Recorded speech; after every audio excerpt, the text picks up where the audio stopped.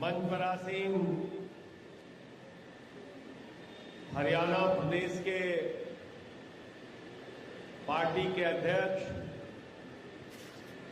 और मेरे साथ राज्यसभा में सांसद रहे भाई सुशील गुप्ता जी, हरियाणा प्रदेश के वरिष्ठ उपाध्यक्ष भाई अनुराग ढांडा जी, संगठन मंत्री राजेंद्र शर्मा जी, जिले के अध्यक्ष हमारे साथी महेंद्र सिंह जी, डिस्ट्रिक्ट के प्रदेश की महिला प्रदेश की अध्यक्ष रजनीश जैन जी, रणबीर जी, सरोज बालाजी, सतीश जी, अनिल भाई और उपस्थित साथियों और दोस्तों, मैं सबसे ज्यादा बधाई अपने कार्यकर्ताओं को देना चाहता हूं, जिन्होंने दिन रात मेहनत करके इतनी बड़ी सभा का आयोजन किया। इसके लिए आप सबको बहुत बहुत बधाई के पात्र हैं आप लोग,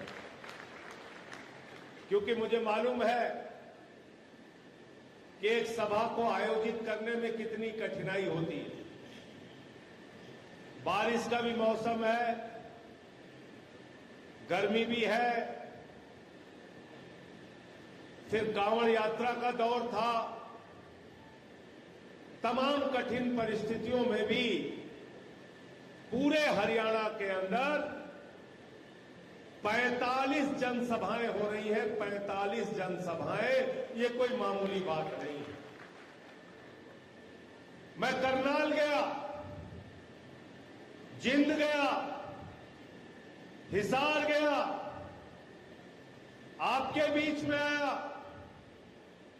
पानीपत में गया, जहां जहां सभाओं में जा रहा हूं, जनता एक ही बात कहती है, सारी पार्टियों को हमने देख लिया, कांग्रेस को भी देखा, बीजेपी को भी देखा, चौटाला को भी देखा, इस बार केजरीवाल को देखना है, आम आदमी पार्टी को देखना है। क्यों देखना है? क्योंकि 3 बार दिल्ली की जनता ने आपके बेटे अरविंद केजरीवाल को चुना। अरविंद केजरीवाल कौन है? आपके इसी हरियाणा का लाल, जिसने देश के सबसे बड़े शिक्षण संस्थान से आईआईटी से पढ़ाई की, इंजीनियरिंग की। अरविंद केजरीवाल इनकम टैक्स के कमिश्नर थे और आपको मालूम होगा अरविंद केजरीवाल का जन्म जन्माष्टमी के दिन हुआ। जन्माष्टमी के दिन दुष्टों का नाश करने के लिए अरविंद केजरीवाल पैदा हुआ। अब वो अरविंद केजरीवाल जो इनकम टैक्स के कमिश्नर थे, अपनी नौकरी को लात मार के झुग्गी बस्तियों में रहते हैं मेरे दोस्तों, वहां के लोगों की समस्याओं के लिए लड़ाई लड़ते हैं। उसके बाद भ्रष्टाचार विरोधी आंदोलन पूरे देश में खड़ा करते हैं। फिर एक राजनीतिक पार्टी का जन्म होता है, आम आदमी पार्टी, और आपको जानकर हैरानी होगी, पहले चुनाव में ही भारतीय जनता पार्टी और कांग्रेस को हराकर अरविंद केजरीवाल ने 2013 में आम आदमी पार्टी का परचम दिल्ली के अंदर लहराने का काम किया। मुझे याद है हरियाणा के भी कार्यकर्ता वहां पर गए थे, पंजाब से भी गए थे, उत्तर प्रदेश से भी गए थे। एक नए बदलाव की राजनीति की शुरुआत हुई थी 2013 में। फिर कुचक्र रच के हमारी उस सरकार को चलने नहीं दिया गया। एक चपरासी की नौकरी कोई नहीं छोड़ता। जो लोग आज कुछ केजरीवाल के बारे में उल्टी सीधे बातें करते हैं, मैं उन भाजपाइयों को कहना चाहता हूं, एक चपरासी की नौकरी कोई नहीं छोड़ता। अरविंद केजरीवाल वो शख्स है जिसने मुख्यमंत्री की कुर्सी को 49 दिन में लात मार के कहा, हम सत्ता के लिए नहीं जनता के लिए आए हैं। ये अरविंद केजरीवाल। 2015 का चुनाव चल रहा था साथियों और दोस्तों। नरेंद्र मोदी जी पूरे देश का चुनाव जीत के आए थे, हरियाणा भी जीत गए थे, महाराष्ट्र जीत गए थे, झारखंड में जीत गए थे। अहंकार से इतना लबरेज थे नरेंद्र मोदी जी, रामलीला के मैदान में पहुंचे तो कहने लगे ये केजरीवाल तो बदनसीब है, इसको वोट मत देना, मैं बड़ा नसीब वाला हूं, देश का प्रधानमंत्री हूं, मुझे वोट दे देना। दिल्ली की जनता ने कहा, नरेंद्र मोदी जी लोकतंत्र के असली मालिक हम हैं, नसीब हम लिखते हैं। केजरीवाल को 67 सीट देके विधानसभा में भेजा और नरेंद्र मोदी को 3 सीट देके मेरे दोस्तों स्कूटर पार्टी बनाने का काम किया। स्कूटर पार्टी क्या है? एक स्कूटर पे 3 विधायक बैठो और विधानसभा चले जाओ। भाजपा को स्कूटर पार्टी बनाने का काम दिल्ली की जनता ने किया। इतना बेहतरीन और अच्छा काम किया कि 2017 में 22 सीटें हमारी पंजाब में आई, 4 हमारे लोकसभा के सांसद 2014 में जीते और 2022 के अंदर केजरीवाल के दिल्ली का करिश्मा पंजाब पहुंचा और पंजाब में 92 सीटें आम आदमी पार्टी की आई। 92 सीटें। क्यों वोट दिया पंजाब के लोगों ने? बिजली के लिए वोट दिया, पानी के लिए वोट दिया, शिक्षा के लिए वोट दिया, इलाज के लिए वोट दिया, सिंचाई के लिए वोट दिया। और पंजाब की भगवंत मान की सरकार ने 43,000 सरकारी नौकरियां दी। न कोई पेपर लीक, न कोई भ्रष्टाचार। पेपर लीक और भ्रष्टाचार के बगैर 43,000 नौजवानों को सरकारी नौकरी देने का काम किया। दिन में बिजली मिलती है किसानों को, सिंचाई के लिए 40 साल के बाद वहां की नहरों में पानी आया, जाके देख लेना। और केजरीवाल ने दिल्ली में क्या काम किया? केजरीवाल मुख्यमंत्री बने तो उन्होंने कहा गरीब के घर में रोशनी तो होनी चाहिए, लेकिन उस रोशनी की कोई कीमत नहीं होनी चाहिए। बिजली फ्री देने का काम अरविंद केजरीवाल ने दिल्ली के अंदर किया। पानी फ्री देने का काम किया, शिक्षा फ्री देने का काम किया, मोहल्ला क्लिनिक बनाया जहां 200 तरह की जांच फ्री होती है, दवा मुफ्त मिलती है, अल्ट्रासाउंड मुफ्त में होता है। फरिश्ते स्कीम लेके आए अरविंद केजरीवाल दिल्ली के अंदर। उन्होंने कहा दिल्ली की सड़क पर अगर देश के किसी हिस्से के नागरिक का एक्सीडेंट हो जाता है तो उसको छोड़ के भागना मत, उसके लिए फरिश्ते बन जाना, उसको उठाना, अस्पताल पहुंचाने का भी 2000 हम देंगे। 50 लाख भी इलाज में खर्च हुआ तो हम देंगे। माताओं बहनों के लिए बस की यात्रा फ्री करने का काम किया। बुजुर्गों के लिए तीर्थ यात्रा निःशुल्क फ्री करने का काम किया। अरविंद केजरीवाल जब मुख्यमंत्री बने, वहां के सरकारी स्कूलों को देखने के लिए गए तो मकड़ी के जाले लगे रहते थे सरकारी स्कूलों में। बच्चे टाट पट्टी पे बैठ के पढ़ते थे, टॉयलेट का इंतजाम नहीं था बच्चियों के लिए।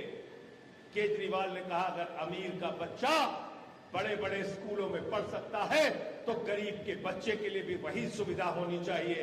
आज दिल्ली में गरीबों के बच्चों के लिए एयर कंडीशन कमरे बच्चों की पढ़ाई के लिए बने हैं, एथलीट के ग्राउंड बने हैं, स्विमिंग पूल का निर्माण हुआ है सरकारी स्कूलों में, हॉकी के ग्राउंड बने हैं सरकारी स्कूलों में। अमेरिका के राष्ट्रपति की पत्नी हिंदुस्तान आई, नरेंद्र मोदी जी ने कहा चलिए गुजरात का स्कूल दिखा दे। उसने कहा नहीं देखना। कहने लगे उत्तर प्रदेश का स्कूल दिखा दे। उसने कहा नहीं देखना। बोले मध्य प्रदेश में हमारी सरकार है, वहां का स्कूल दिखा दे। उसने कहा नहीं देखना। बोले हरियाणा दिल्ली के करीब है, चलो दिखा दे वहां का सरकारी स्कूल। उसने कहा देखना नहीं। तो बोले देखना क्या है? तो ट्रंप की पत्नी ने कहा हमको केजरीवाल और मनीष सिसोदिया का सरकारी स्कूल देखना है। दिल्ली आपसे ज्यादा दूर नहीं है, जाके देखिए कैसे सरकारी स्कूल हमने बनाए दिल्ली के अंदर। बिजली फ्री, पानी फ्री, शिक्षा फ्री, इलाज फ्री, बुजुर्गों की तीर्थ यात्रा फ्री, माताओं बहनों के लिए बस की यात्रा फ्री। इतना सारा काम करने के बाद अभी एक और घोषणा केजरीवाल जी ने कहा, महिलाओं के लिए 1,000 रुपए दिल्ली की सरकार देगी। वो भी विधानसभा में पास कर दिया। और ऐसे मुख्यमंत्री को, ऐसे आपके बेटे को, ऐसे आपके हरियाणा के लाल को प्रधानमंत्री नरेंद्र मोदी ने पकड़ के जेल में डाल दिया। क्या गुनाह है केजरीवाल का? यह कि वो अच्छी शिक्षा देते हैं, मुफ्त में बिजली देते हैं, पानी फ्री देते हैं, ये गुनाह है। आपने मनीष सिसोदिया को जेल में डाल दिया, सत्येंद्र जैन को जेल में डाल दिया, मुझे 6 महीने जेल में रखा। मैंने कहा भाजपाइयों, हम लोगों को 6 महीने नहीं पूरी जिंदगी भी जेल में रखोगे, तुम्हारे आगे झुकने वाले नहीं हैं, तुमसे लड़ेंगे और जीतेंगे। साथियों, एक काला कानून आ रहा था किसानों के खिलाफ। हमारे साथी सुशील गुप्ता जी और हम संसद में थे, तब देश में कोई किसानों का आंदोलन शुरू नहीं हुआ। हमने सुशील गुप्ता जी से कहा इस बिल का विरोध करना है, बिल्कुल गलत है, किसानों के लिए उनके साथ धोखा हो जाएगा। भाजपा के लोग नहीं माने। हमने संसद के अंदर संघर्ष किया, टेबल पे चढ़ गया। जब ये बिल पढ़ने जा रहे थे, मैंने पकड़ के उनका माइक तोड़ दिया। बीजेपी वालों ने कहा संजय सिंह ने माइक तोड़ दिया, माइक तोड़ दिया, माइक तोड़ दिया। मैंने कहा बेईमानों, अगर किसानों की हड्डियां तोड़ोगे तो मैं माइक तोड़ूंगा। हम यहां पे चुपचाप बैठने के लिए नहीं आए। मुझे सस्पेंड कर दिया। कई दिनों तक संसद के बाहर में बैठा रहा, लेकिन देश के अन्नदाताओं के लिए लड़ाई हमने लड़ी साथियों। सड़क पर भी लड़ी, संसद में भी लड़ी। लेकिन क्या किया बीजेपी के लोगों ने आपके साथ? जो आपका वोट लेते हैं, कहते हैं एमएसपी देंगे, फसल का दाम देंगे, उन लोगों ने आपके ऊपर गोलियां चलवाई, आंसू गैस के गोले छोड़े, सड़क पे तारे बिछाई, कीले गाड़ी। 750 किसानों ने अपनी शहादत दी। मैं हरियाणा के किसानों से कहने के लिए आया हूं, उन 750 किसानों की आत्मा आपको पुकार रही है। इस बार चुनाव बीजेपी वालों की जमानत जब्त करा देना और उसका बदला ले लेना। हरियाणा का नौजवान सुबह उठता है, परिश्रम करता है, मेहनत करता है, व्यायामशाला में जाता है, अपने शरीर को तैयार करता है, 4 बजे उठ के दौड़ लगाता है। क्यों दौड़ लगाता है? कि भारत माता के लिए अपनी सेवा दूंगा, देश की रक्षा के लिए अपनी सेवा दूंगा, जरूरत पड़ी तो अपना सर्वोच्च बलिदान दूंगा, अपनी कुर्बानी दूंगा। हरियाणा के गांव-गांव में चले जाओ, गांव के बाहर आपको गेट मिलेगा, किसी न किसी शहीद का नाम दर्ज होगा। गांव के लोग फख्र से कहते हैं मेरा बेटा पाकिस्तान से लड़ते हुए शहीद हुआ, मेरा बेटा चीन से लड़ते हुए शहीद हुआ, मेरा बेटा कारगिल के युद्ध में शहीद हुआ। लेकिन भारतीय जनता पार्टी की सरकार ने, डबल इंजन की सरकार ने, प्रधानमंत्री नरेंद्र मोदी ने हरियाणा के नौजवानों के पीठ में छुरा मारने का काम किया। अग्निवीर योजना भारत माता के साथ गद्दारी की योजना है, भारत के सेना के साथ गद्दारी की योजना है। जिसने आपके नौजवानों के पीठ में छुरा मारा है, उनको इस बार चुनाव में हराने का काम आपको करना है। बताओ, तैयार हो आप लोग? यह अग्निवीर योजना, मैंने प्रधानमंत्री का एक बयान सुना, बहुत ही शर्मनाक बयान। प्रधानमंत्री ने कहा यह अग्निवीर योजना भारत की सेना को युवा बनाने की योजना है। मैंने कहा वाह प्रधानमंत्री जी, हमारी जिस भारतीय सेना ने पाकिस्तान को बार बार हराया, जिस भारत की सेना ने चीन से युद्ध लड़ा, भारत की जिस सेना ने पाकिस्तान के दो टुकड़े करके पाकिस्तान और बांग्लादेश बनाया, भारत की जिस सेना ने कारगिल का युद्ध जीता, हमारी वो सेना युवा भी थी, बहादुर भी थी, वीर भी थी, पराक्रमी भी थी। सेना की वीरता पे सवाल मत उठाओ प्रधानमंत्री जी। अगर सेना को युवा बनाना चाहते हो तो सबसे पहले प्रधानमंत्री युवा बनाओ। तुमको 73 साल में तीसरी बार प्रधानमंत्री बनना है और हरियाणा के नौजवान को कहते हो 21 साल में रिटायर हो जाओ। बाप नौकरी करेगा, बेटा रिटायर हो जाएगा, हथियार की ट्रेनिंग लेके आएगा 21 साल का नौजवान, और घर में बेरोजगारी के कारण बैठा रहेगा। किस तरफ जाएगा मेरे मित्रों, जरा बताओ। क्या काम करेगा वो, जरा बताओ, जरा सोचो। आज किस हालत में पहुंचा दिया हरियाणा को। रास्ते में आ रहा था, टूटी हुई सड़कें देखी। हमारे साथियों ने भी बताया आपको, 3000 सरकारी स्कूल बंद कर दिया इन लोगों ने। स्कूल बंद करते हो, अस्पताल बंद करते हो, सड़कों का पैसा खा जाते हो। हरियाणा के लोग 2 वक्त की रोटी खाते हैं, भाजपा वाले सड़क खा जाते हैं, स्कूल खा जाते हैं, अस्पताल खा जाते हैं, पूरा का पूरा एयरपोर्ट खा जाते हैं, सब ये डकार जाते हैं। 3000 स्कूल खा गया, 3000 स्कूल खा गए। अरे सब कुछ छोड़ो, सुशील गुप्ता जी को मालूम है, मैंने प्रेस कॉन्फ्रेंस करके उजागर किया था। ढांडा साहब याद है आपको, क्या किया इन बेईमानों ने? इन्होंने तो प्रभु श्री राम को भी नहीं बख्शा, प्रभु श्री राम को भी नहीं बख्शा। 2 करोड़ की जमीन 5 मिनट के अंदर 18.5 करोड़ में राम जन्मभूमि के नाम पर भाजपाइयों ने खरीदा। 5 मिनट में 16.5 करोड़ रुपए का भ्रष्टाचार मैंने खोल के दिखाया था। 16.5 करोड़ रुपए का भ्रष्टाचार। तो इसलिए मैं आपसे कहना चाहता हूं, जिन लोगों ने प्रभु श्री राम के मंदिर के निर्माण में चंदा चोरी करने का काम किया, उनको अयोध्या में प्रभु श्री राम ने हराया, हरियाणा में आप लोग हरा देना।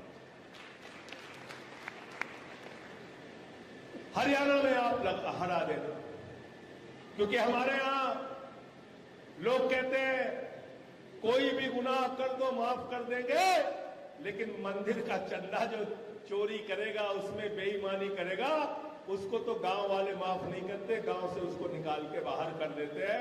इस बार इनको भाजपाइयों को निकाल के बाहर कर देना। इनके पास आपके बच्चों के लिए कोई योजना नहीं, शिक्षा की कोई योजना नहीं, इलाज की कोई योजना नहीं। केजरीवाल ने 5 गारंटी दी है, हर युवा को रोजगार, माताओं बहनों के लिए 1000 रुपए प्रति माह, बिजली फ्री, शिक्षा फ्री, इलाज फ्री। हरियाणा को विकास और तरक्की के रास्ते पर केजरीवाल और आम आदमी पार्टी ही ले जा सकते हैं, ये आपसे कहना चाहते हैं। आपके लिए सरकार के पास पैसा नहीं है। हम कहते हैं एमएसपी दे दो, सरकार कहती है पैसा नहीं। हम कहते हैं सेना की पुरानी भर्ती बहाल कर दो, सरकार कहती है पैसा नहीं। हम कहते हैं नौजवानों को रोजगार दे दो, सरकार कहती है पैसा नहीं। हम कहते हैं महंगाई बढ़ा दी, पेट्रोल का दाम, डीजल का दाम, गैस का दाम बढ़ा दिया, इसको कम कर दो, सरकार कहती है पैसा नहीं। मेरे दोस्तों, आपके टैक्स का पैसा कहां गया? क्या आपको पता है आपका पैसा कहां गया? 16 लाख करोड़ रुपए चंद पूंजीपतियों का माफ किया है। 16 लाख करोड़ रुपए, जीरो लगाते लगाते थक जाओगे, इतना पैसा उन बेईमानों का माफ किया। किसान का कर्जा माफ करने के लिए तैयार नहीं। अरे खाद की बोरी, यूरिया की बोरी में से 10 किलो यूरिया चुरा ली भाजपाइयों ने। पहले 50 की आती थी, अब 40 की आती है, नहीं आती? बताओ महेंद्र जी, गलत तो नहीं कह रहा? 10 किलो यूरिया चुरा ली इसमें से। ये बहुत बड़े चोर हैं। मैंने अब तक सुना था कार चोर होते हैं, बाइक चोर होते हैं, सोना चोर होते हैं। अरे ये भाजपा वाले पार्टी चोर हैं, पार्टी चोर। ये उद्धव ठाकरे की तीर कमान चुरा ली इन्होंने, शरद पवार की घड़ी चुरा ली, पंजाब में गए थे झाड़ू चुराने, झाड़ू मार मार के उनको भगाने का काम किया। दिल्ली में झाड़ू चुराने आए थे, इनको मार के भगाया। इसलिए इनका इलाज कर देना। और इलाज के लिए क्या चाहिए? हमारा चुनाव निशान क्या है? पीछे तक हाथ उठा के बताना। क्या चुनाव निशान है हमारा? गांव की सफाई के लिए क्या चाहिए? शहर की सफाई के लिए क्या चाहिए? हरियाणा की सफाई के लिए क्या चाहिए? और अगर किसी के दिमाग पे भूत सवार हो जाए तो भूत उतारने के लिए क्या चाहिए? क्या चाहिए? झाड़ू चाहिए। भाजपाइयों के दिमाग पे सत्ता का भूत सवार हो गया है। वो भूत इस बार के चुनाव में झाड़ू मार मार के आपको उतारने का काम करना है। बताओ, इसके लिए तैयार हो आप लोग? तैयार है सारे लोग? इनका भूत उतारना है साथियों और दोस्तों। इन्होंने देश को खोखला करने का काम किया। अडानी के ऊपर 2.5 लाख करोड़ रुपए का कर्जा है। आपके ऊपर अगर 2.5 लाख का कर्जा होता है, तहसीलदार कॉलर पकड़ के हवालात में बंद कर देता है। नीरव मोदी 20,000 करोड़ लेके भाग गया, विजय माल्या 10,000 करोड़ लेके भाग गया, ललित मोदी 3,000 करोड़ लेके भाग गया, नितिन संदेशरा 6,000 करोड़ लूट के भाग गया। आपके बैंकों का पैसा लूट लूट के मोदी जी और उनके दोस्तों ने इस देश को खोखला करने का काम किया है। मैं आपसे कहने के लिए आया हूं, ये विनती और प्रार्थना करने के लिए आया हूं। आपने कांग्रेस को भी मौका दिया, बीजेपी को भी मौका दिया, चौटाला को भी मौका दिया। एक बार मौका आम आदमी पार्टी और झाड़ू वालों को दीजिए। दिल्ली में हमारी सरकार 3 बार से, पंजाब में हमारी सरकार, ये बीच में हरियाणा है, ये हरियाणा भी इस बार जिता देना। और एक बड़ा बदलाव हरियाणा के अंदर हम लोगों को करना है। अरविंद केजरीवाल के नेतृत्व में एक बड़ा परिवर्तन हरियाणा के अंदर करना है। जो योजनाएं दिल्ली में चल रही है, पंजाब में चल रही है, वो योजनाएं हरियाणा के अंदर भी चलेगी। और अंत में इन्हीं लाइनों के साथ कि वतन की जो हालत सुनाने लगेंगे तो पत्थर भी आंसू बहाने लगेंगे। वतन की जो हालत सुनाने लगेंगे तो पत्थर भी आंसू बहाने लगेंगे। अगर भीड़ में खो गई आदमियत तो उसे ढूंढने में जमाने लगेंगे। अपने भाईचारे को, अपनी इंसानियत को, अपनी मानवता को, अपनी आदमियत को हमें बचा के रखना है। भाजपाइयों से भाईचारे को खतरा है, हमारी एकता और एकजुटता को खतरा है। बीजेपी का नाम हमने भारतीय जनता पार्टी नहीं, भारतीय झगड़ा पार्टी रख दिया है। झगड़ा कराने वाले लोग हैं, इनसे सावधान रहना। बहुत बहुत शुक्रिया, बहुत बहुत शुक्रिया। बहुत अभी सभी साथी खड़े हो जाएंगे।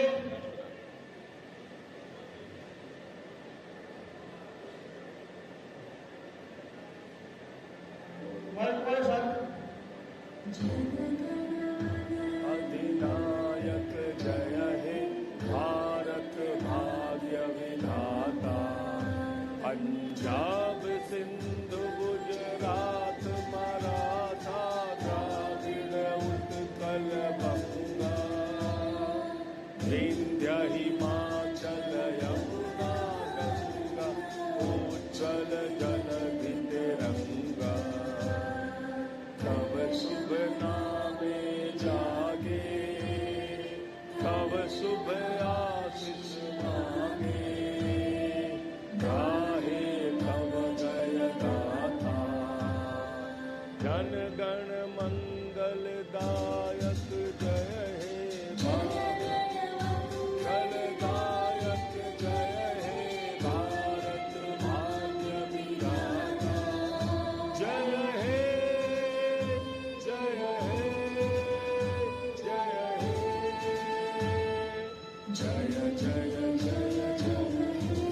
भारत माता की, भारत माता की, भारत माता की।